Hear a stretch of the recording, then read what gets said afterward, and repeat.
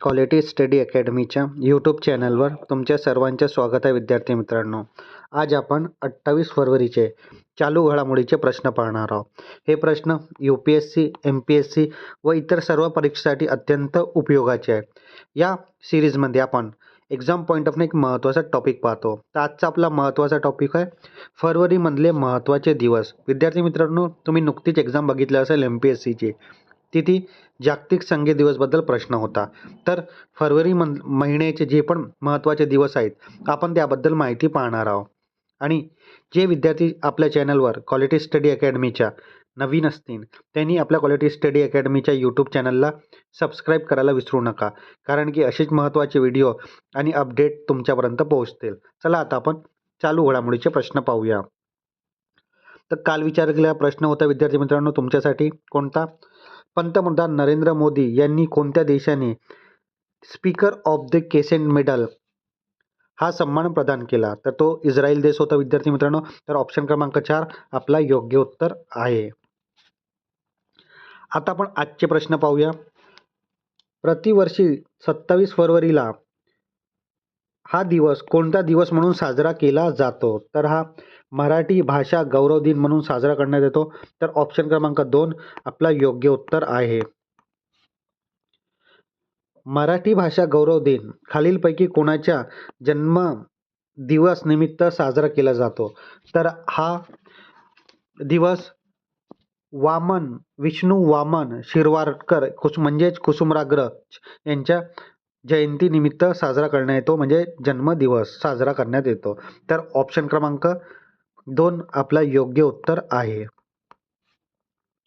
आता आपण याबद्दल महत्त्वाची माहिती पाहूया. मराठी भाषा गौरव दिन कोणाचा वाढदिवस असतो? कुसुमाग्रज. कोण आहेत? फुल फॉर्म काय? विष्णू वामन शिरवाडकर. तारीख 27 फरवरी. उद्देश मराठी भाषेचा सन्मान. योगदान साहित्यातील महान कार्याचा गौरव म्हणून हा दिवस आपण साजरा करतो. उपक्रम राज्यभर विविध सांस्कृतिक कार्यक्रम या दरम्यान घेतले जातात. त्यानंतर आपण पुढला प्रश्न पाहूया. 2026 मध्ये भारतीय निवडणूक आयोगाची राष्ट्रीय गोलमेज परिषद कुठे आयोजित करण्यात आली होती? तर ही नवी दिल्ली येथे आयोजित करण्यात आलेली होती, म्हणजेच ऑप्शन क्रमांक 2 आपला योग्य उत्तर राहील. त्यानंतर पुढला प्रश्न. नाशिक येथे 4थे विश्व मराठी संमेलन 2026चे उद्घाटन कोणी केले? तर हे महाराष्ट्राचे मुख्यमंत्री देवेंद्र फडणवीस यांनी केले, म्हणजेच ऑप्शन क्रमांक 2 आपला योग्य उत्तर आहे. आता आपण याबद्दल महत्त्वाची माहिती पाहूया. 4थे विश्व मराठी साहित्य संमेलन उद्घाटन कोणाचे असते? मुख्यमंत्री देवेंद्र फडणवीस यांच्या हस्ते. तारीख काय होती? 27 फरवरी 2026. स्थळ कुसुमाग्रज साहित्य नगरी KTHM महाविद्यालय परिसर नाशिक. प्रमुख उपस्थिती उपमुख्यमंत्री सुनेत्रा पवार, मंत्री उदय सामंत आणि छगन भुजबळ आणि इतर मान्यवर इथे उपस्थित होते. विशेष हे सन्मान मराठी भाषा विभागाचे वतीने आयोजित करण्यात आले. तर विद्यार्थी मित्रांनो, तुम्हाला प्रश्न असा पण येऊ शकतो की 4था विश्व मराठी साहित्य संमेलन कुठे झाला? तर हे नाशिक येथे झाला. हा पण पॉईंट तुम्ही नोट डाऊन करून ठेवा. त्यानंतर पुढला प्रश्न. भारताचे राष्ट्रपती द्रौपदी मुर्मू कोणत्या अटक हेलिकॉप्टरमध्ये उड्डाण करणारी पहिली राष्ट्रपती ठरली आहे? तर तो आहे प्रचंड हेलिकॉप्टर, म्हणजेच ऑप्शन क्रमांक 4 आपला योग्य उत्तर आहे. आता आपण याबद्दल महत्त्वाची माहिती पाहूया. राष्ट्रपती द्रौपदी मुर्मू यांची ऐतिहासिक उड्डाण. भारताचे राष्ट्रपती द्रौपदी मुर्मू यांनी नुकतेच प्रचंड या स्वदेशी लाईट कॉम्बॅट हेलिकॉप्टर LCH मध्ये उड्डाण केली. हेलिकॉप्टरचं नाव काय? प्रचंड. ऐतिहासिक कामगिरी. हे उड्डाण करणारी त्या देशातली पहिली राष्ट्रपती ठरलेले आहे. तारीख 27 फरवरी 2026. ठिकाण कोणतं होतं? Jaisalmer, Rajasthan air force station. विशेष हे हेलिकॉप्टर पूर्णपणे स्वदेशी बनावट असून आत्मनिर्भर भारताचे ते प्रतीक मानलं जातं. तर ही महत्त्वाची माहिती आहे, ही माहिती नोट डाऊन करून ठेवा. त्यानंतर पुढला प्रश्न. तेलंगणा पोलिसांनी सायबर गुन्हेगारी नेटवर्क नष्ट करण्यासाठी कोणती मोहीम सुरू केलेली आहे? तर या मोहीमचं नाव आहे ऑपरेशन क्रॅकडाऊन, म्हणजेच ऑप्शन क्रमांक 2 आपला योग्य उत्तर आहे. ऑपरेशन क्रॅकडाऊन मोहीम कोणत्या राज्याने चालू केली? तेलंगणा सायबर सिक्युरिटी ब्युरो यांनी केलेली, म्हणजेच तेलंगणा राज्याने हे सुरू केलेली आहे. उद्दिष्ट काय? सायबर गुन्हेगारी नेटवर्क तोडणे. मुख्य कृती मूल्ये बँक खात्यावर कारवाई करणे. परिणाम गुन्हेगारीचे आर्थिक कणा मोडून काढणे याचा मुख्य उद्देश आहे. तर ऑपरेशन क्रॅकडाऊन बद्दल पण ही माहिती लक्षात ठेवा. त्यानंतर पुढला प्रश्न, ग्लोबल माइंड हेल्थ रिपोर्ट 2025 अनुसार भारताचे तरुण प्रौढांचे मानसिक आरोग्य हे 84 देशांमध्ये कितव्या क्रमांकावर आहे? तर ह्या 84 देशांमध्ये भारताचे तरुण प्रौढांचं मानसिक आरोग्य किती क्रमांकावर आहे? तर 60व्या, म्हणजेच ऑप्शन क्रमांक 3 आपला योग्य उत्तर आहे. ग्लोबल माइंड हेल्थ रिपोर्ट 2025 चा अहवाल आहे सॅपियन लॅब्सद्वारे. क्रमांक 60वा आहे भारताच्या किती देशामध्ये? 84 देशामध्ये. 18 ते 34 वयोगटासाठी हा भारताचा क्रमांक 60वा आहे. स्थिती, तरुण प्रौढांची मानसिक आरोग्यात मोठी घसरण झालेली आहे. विद्यार्थी मित्रांनो, तुलना 55 वर्षातील व्यक्तीची स्थिती अधिक चांगली आहे, म्हणजे 49 नंबरवर आपण आहोत 55 वर्षाच्या व्यक्तीच्या स्थितीमध्ये. मुख्य कारण अल्ट्रा प्रोसेस्ड फूड, कमी वयात स्मार्टफोनचा वापर आणि कौटुंबिक बंदीमध्ये शिथिलता. तर ही ग्लोबल माइंड हेल्थ रिपोर्टबद्दल माहिती. त्यानंतर पुढला प्रश्न, घरोघरी पार्सल बुकिंग व डिलिव्हरी सेवा देण्यास रेल पार्सल ॲप्लिकेशन कोणत्या रेल्वे झोनने सुरू केलेली आहे? तर तो रेल्वे झोन आहे दक्षिण मध्य रेल्वे, म्हणजेच ऑप्शन क्रमांक 2 आपला योग्य उत्तर आहे.